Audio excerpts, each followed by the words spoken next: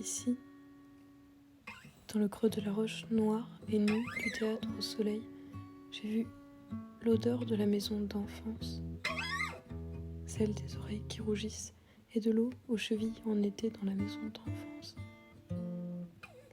Les murs pleurent parce que la peinture est trop lourde et ça me plaît.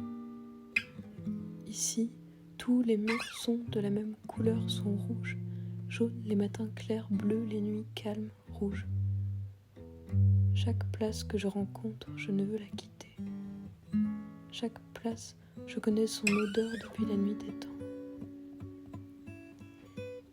Il y a la montagne, puis la mer, puis la terre, puis la pierre, puis moi dessous. Il y a le béton, puis l'odeur de soufre, puis les travaux, puis les chantiers, puis la crasse de tout.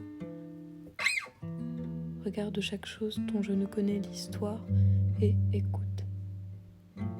Sous chaque arbre pleure.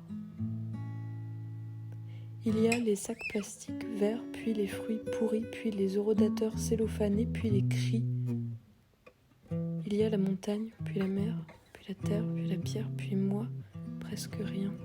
Ici, entre la dernière et l'avant-dernière colonne d'un temple sans toit qui ne me protège pas du ciel, mais qui veille pourtant à ce que mes pas soient justes.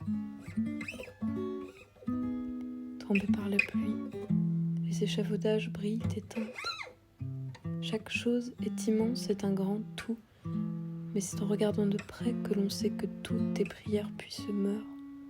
Tout revit sous les pas, tout est sale et précieux, tout est un liquide qui se fige sans tarir, rien ne triche.